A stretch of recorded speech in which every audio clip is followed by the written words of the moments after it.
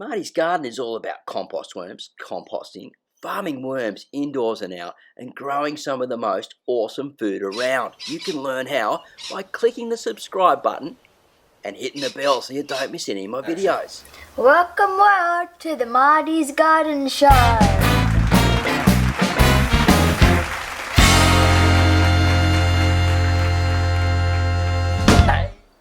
So how do we successfully garden in dry conditions or drought-like conditions like I have here at my place? Now, you wouldn't think we're in drought because I hug right on the coast and we get little showers and things, but I haven't mowed my lawn, believe it or not, for 2 months. Well, I've done it once in 2 months and all I did was go along and skim the top. So it really hasn't rained much here, and I've got to use my hose and my buckets and my bins and everything that I've got to actually keep the water into the profile. But I'm growing straight on sand, and that's even more difficult. If you've got clay, it holds more water and you can actually build up your soil profile more quickly. But how I'm doing it, and how you can do it too, is by putting compost on top. So sheet composting on top and then putting another layer of mulch over the top until eventually you get thicker and thicker and thicker, and it's holding a lot of humus. See, underneath our mulch we need to have a humus zone, and that's where it's just starting to break down. It's getting all soft and sort of funky. You pull it up and it's got little white bits all over it, and you'll see like the worms scoot off and hide and things. Well, when the worms are coming up, they're dropping their castings in there, which also store moisture.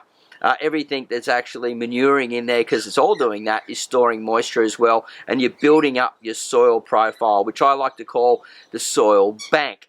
And what that does is, every time it rains, as your soil profile gets deeper, more humus and more compost in there, it holds more water. See, good compost holds around about 70% of water.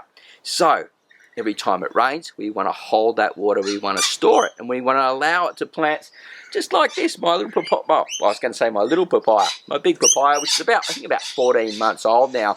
We've got things like this hanging down here, you probably can't see it, straight up above here, passion fruit vines, and I've got all different things growing here in the garden, and I really enjoy what I do. But I've got to get out here with the hose, and I'm really careful about water. I know that eventually here, in the next few months, we're going to have water restrictions, and it's going to happen in time. All over Australia, certain parts of Australia are in severe drought at the moment, and so we become very good at drought gardening over time.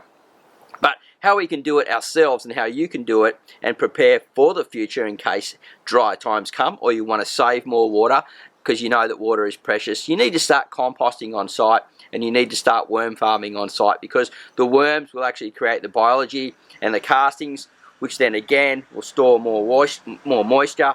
The compost that you're putting through your systems will also be thrown straight on top and then covered with sheet mulch and planted. And so over time, you're building up that soil bank, and your plants will love you for it. And when you water, make sure you water deep. And what that does is it sends the roots down much deeper, down into the ground. So if you're watering shallow, the roots are going to stay shallow and spread shallow, and when you get some big hot days, like days and days of just heat, the roots dry out real quickly, and your plants could possibly, worst scenario, curl up and die, right? So we want the roots following the water down as we're building that soil bank and storing that water down low. And so when we do get dry times, especially for trees and things like papaya and fruit trees and, you know, tomatoes and things that have got nice big long tap roots, they want to go down nice and deep, and they will perform even better when you get those real hot days when other plants might be struggling, because they can get a drink. You see, plants need to transpire.